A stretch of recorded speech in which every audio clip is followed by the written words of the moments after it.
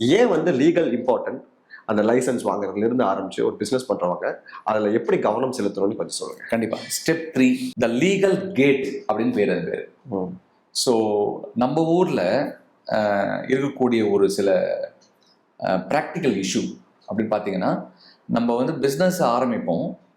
Business ஆரம்பிக்கிறதுனா நேராக பொருள் தயாரித்து மார்க்கெட் கொண்டு போயிட்டு பொருளை விற்றுட்டு காசு பார்ப்போம்.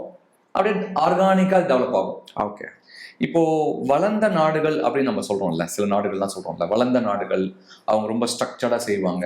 அதே மாதிரி வெளிநாட்டுக்காரன் வந்து நம்ம ஊர்ல பிசினஸ் பண்ணோம்னா நிறைய கேள்விகள் கேட்பான், நிறைய ப்ரிப்பேர் பண்ணுவான், நம்மள வந்து நிறைய குடைச்சல் கொடுப்பான் அப்படின்னு நம்ம கேள்விப்பட்டிருக்கோம். இப்போ ஆமாமா இல்லையா, வெளிநாட்டுக்காரனோட பிசினஸ் பண்ணோம்னா அவன் 1000 டாக்குமெண்டேஷன் இருக்கும். ஆமா, அவ்வளவு சீக்கிரம் வந்து அவன் வந்து ஒரு வாய் வார்த்தையா நம்பி ஆரம்பிக்கிறது கிடையாது, எல்லாமே பேப்பர். ஆனா நம்பி கொடுத்துட்டானா பெரிய பிசினஸா இருக்கும். கரெக்ட். எஸ். ஆனா அதுக்கு முன்னாடி நம்புறதுன்றது வந்து நம்ம ஊருக்கும் அவங்களுக்கும் உள்ள வித்தியாசம். நம்ம நம்புறதுன்றது ஒரு ஒரு மனுஷன் நம்புவோம். Correct sir.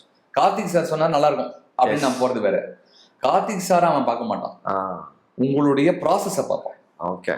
அந்த ப்ராசஸ் நம்பிக்கை கொடுத்ததுன்னா, கார்த்திக்கும் நம்பிக்கை கொடுத்தாருன்னா ரெண்டும் மேட்ச் ஆகும் போது அவன் செய்வான். ஓகே.